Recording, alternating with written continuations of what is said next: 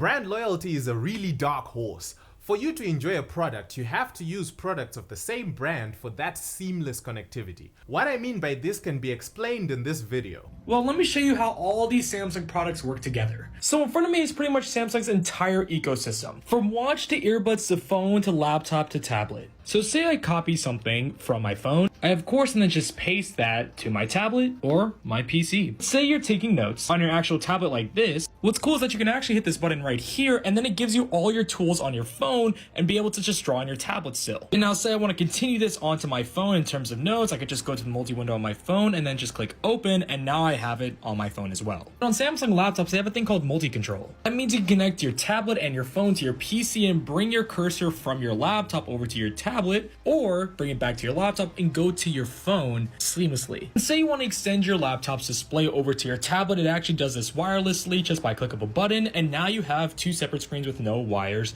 at all. As you guys can see, bam, just like that. Let's start with apps. Each smartphone maker has apps for common stuff that they make custom versions of.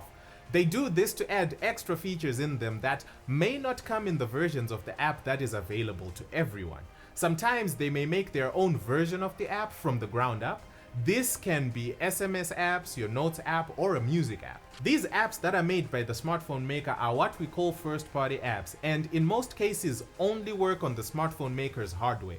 They may be able to run on other smartphone makers' hardware, but without the full functionality. Then there are third-party apps, which are apps made by a company that is not in the business of making smartphones. So their apps will be designed to work with any smartphone brand, and all the features of these apps will be available on all the different types of smartphones that the app was made for.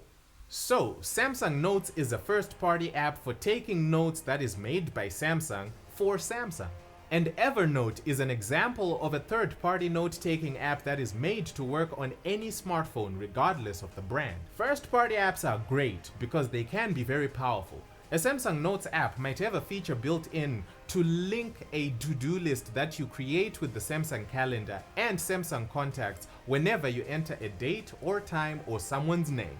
Pretty convenient stuff that you will not get from a third-party app like Evernote. The problem will now come when you switch brands for some reason. Let's say from a Samsung to a Xiaomi. All your notes are locked into the Samsung ecosystem. Your notes backups are on Samsung's cloud service. You may be able to get the notes onto your Xiaomi, but it's not going to be as simple an experience as if you were switching to another Samsung device. Accessories also play a hand in this, and I am first-hand facing that issue. I had committed to the Huawei ecosystem, and so my buds are Huawei, my watch, even my Wi-Fi router. The seamlessness was great because all the devices talk to each other easily.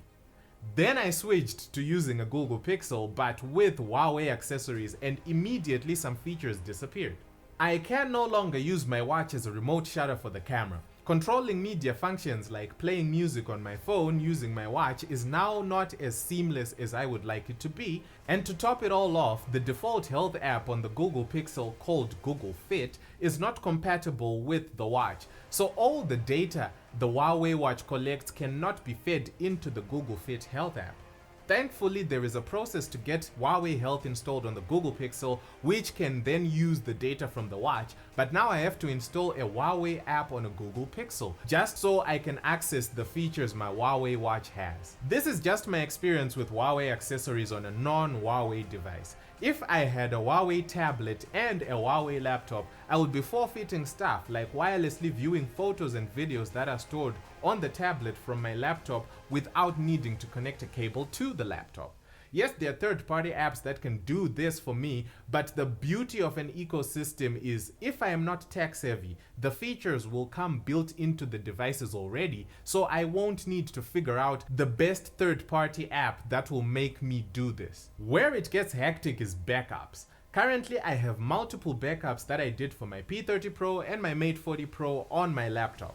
I created these backups using HiSuit, a smartphone management tool for Huawei and Honor devices. All these backups are encrypted, meaning I cannot view their contents. For me to be able to do that, I have to decrypt them first, which is only possible if I restore the backup onto a Huawei or Honor smartphone. Since I do not have either of these devices, I have no access to all the photos, videos, documents, messages, and files that I had on these devices. Some of them I desperately need to make reference of. And all this is happening to me because I did my backups using a first-party tool. I could have backed up my data to Google Drive, which is a universal tool for backup and storage. But that is close to a terabyte of files, which means paying monthly for storage, and that was not an option readily available to me. First-party backup tools are great in that they have direct access to the system, so on top of restoring your data on your new phone, everything will be put back where it was in your old phone, and you even get most of your phone settings back, including mobile data settings, your previous Wi-Fi connections, and their passwords, and even your wallpaper. So everything comes back onto your new phone the way it was on your old phone. It's super convenient stuff, but only if you're sticking to the same brand. Which is now becoming a problem. See, back in the day, the reason why you bought a smartphone was purely based on how good the hardware of the phone was. How good is the battery, the camera, the number of SIM slots? Can it support an SD card slot? Does it have enough storage? And can it play Temple Run or Fruit Ninja? Oh, those were much simpler times.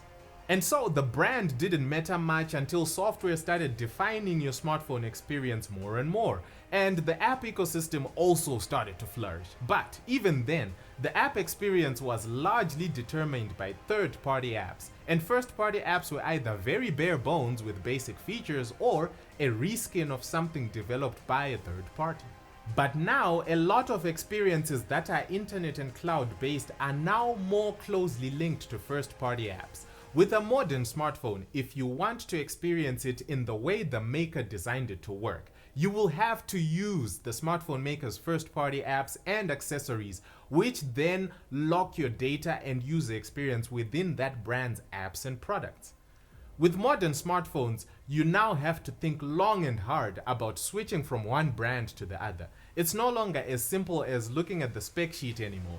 You actually have to have this awareness of what experiences and data you will potentially lose by switching to a different brand, and whether or not the spec sheet is worth being the sole basis of your smartphone purchase decision. What really sucks is the knowledge that no single brand makes the best products top to bottom.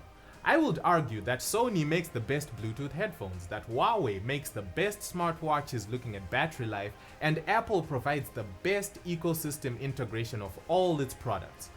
But no one brand will tick all the boxes, so there is going to be some tough choices to be made. I have 3 years of fitness data logged into Huawei Health.